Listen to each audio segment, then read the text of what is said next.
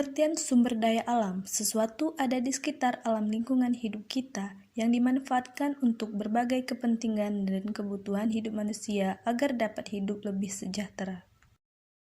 Sumber daya alam memiliki karakteristik tertentu sehingga berdasarkan pada karakter itu dapat diklasifikasikan penggolongan sumber daya alam. A. Berdasarkan jenis. Sumber daya alam hayati atau biotik berasal dari makhluk hidup, contohnya rotan, ternak, dan lain-lain.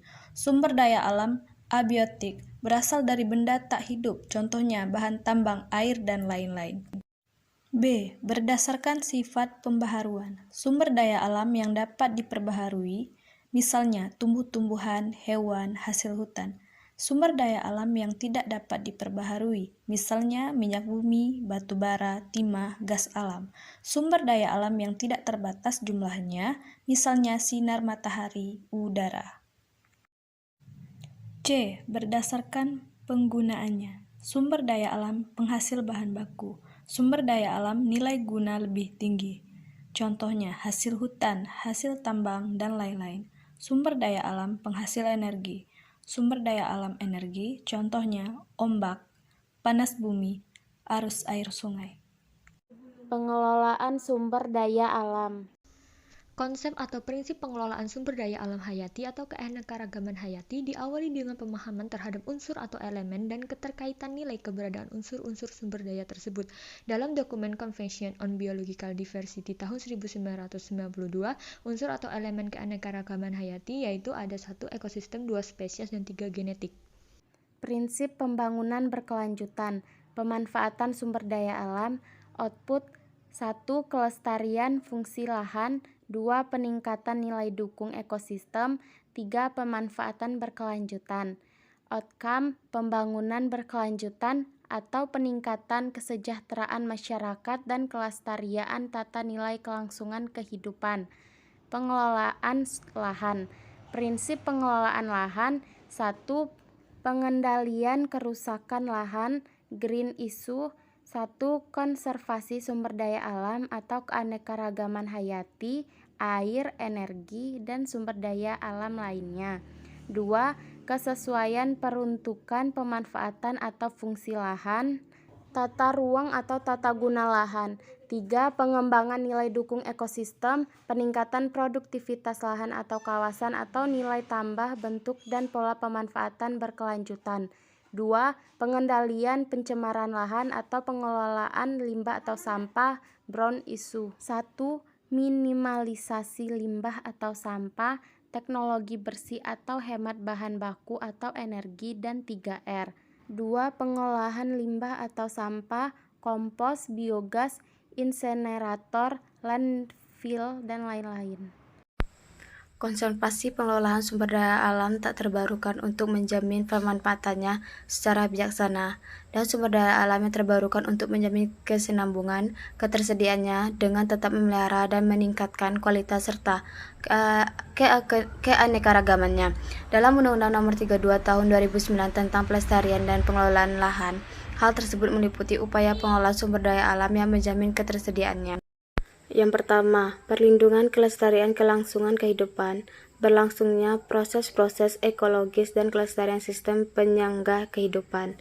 Yang kedua, pengawetan sumber daya alam meliputi A. Kelestarian keanekaragaman hayati, keanekaragaman ekosistem, spesies, dan genetik. Yang B. Efisiensi dan penghambatan pemanfaatan sumber daya alam tak terbarukan.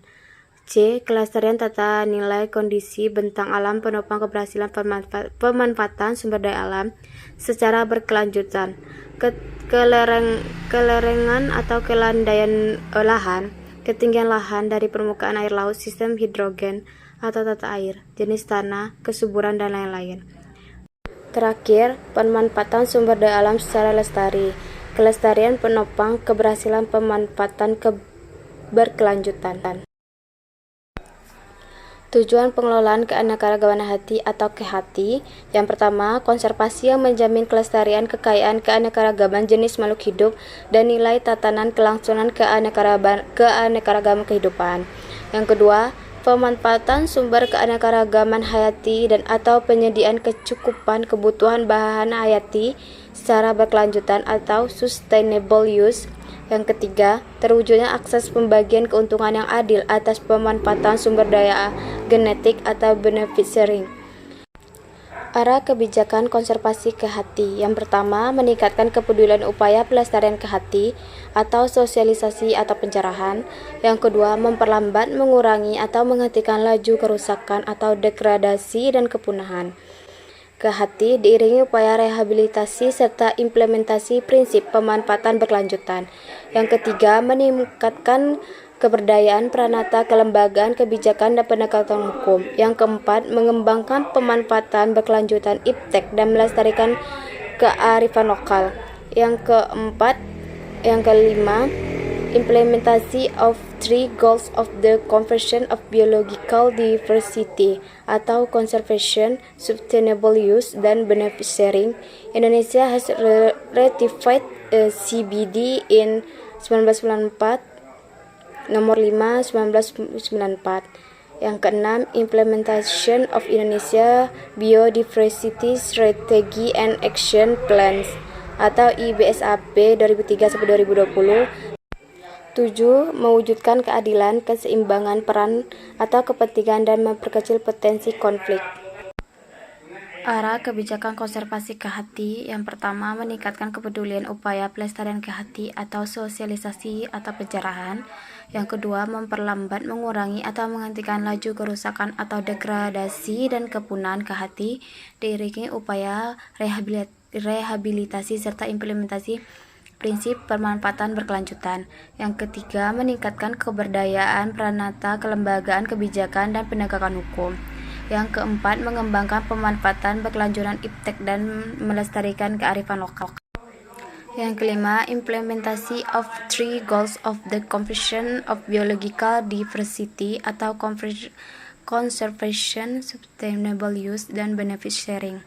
Indonesia has ratified CBD in 1994. Yang keenam, Implementation of Indonesia Biodiversity Strategy and Action Plans IPSAB 2003-2020. Yang terakhir, 7. Mewujudkan keadilan, keseimbangan peran atau kepentingan dan memperkecil potensi konflik. Ada 3 metode dasar dalam pengelolaan. Pendekatan input. Pengelolaan yang bertujuan untuk memperbesar persediaan air untuk kawasan tertentu dalam kaitan dengan tata guna air. Contoh, membangun bendungan, penggunaan air, sungai, dan lain-lain. Pendekatan output, dengan cara mengurangi laju penguapan dan membersihkan air dari bahan-bahan pencemaran pada persediaan air yang telah ada. Pendekatan throughout, pemeliharaan konservasi air dengan cara mengurangi rata-rata jumlah penggunaan air per kapita. Pengolahan tanah. Pengolahan tanah di daerah pertambangan, reklamasi, restorasi, meminimasi dampak penambangan pada aliran dan persediaan lokal air permukaan dan air tanah. Pengelolaan sumber daya air adalah upaya merencanakan, melaksanakan, memantau, dan mengevaluasi penyelenggaraan konservasi sumber daya air, pendaya gunaan sumber daya air, dan pengendalian daya rusak air. Pasal 1 ayat 7 Undang-Undang Nomor 7 Tahun 2004 tentang Sumber Daya Alam. Prinsip tak dapat menambah persediaan air di bumi karena jumlahnya tetap dan hanya keberadaan kumpulan, konsentrasi, dan fase-fasenya yang berbeda. Pendekatan input. 1. Menekankan pertumbuhan populasi manusia. 2. Menggantikan energi minyak dengan energi lain. 3. Menggunakan batu bara yang telah dibuat gas atau dicairkan. 4. Memperkecil penggunaan mobil pribadi. 5. Arahkan pemilihan kendaraan bermesin pada jenis yang irit bahan bakar. Pendekatan output. Yang pertama, bebaskan asap buangan dari cerobong asap pabrik dan mobil dari partikel pencemaran udara, misalnya penggunaan penyaring. Yang kedua, cerobong asap dibuat lebih tinggi sehingga pembuangan asap langsung masuk ke lapisan inversi udara. Yang ketiga, lakukan pengendalian pembuangan pencemaran udara dengan metode intermiten. Yang keempat, lakukan pemasangan alat tambahan pada mesin mobil sehingga pembakaran mobil menjadi sempurna.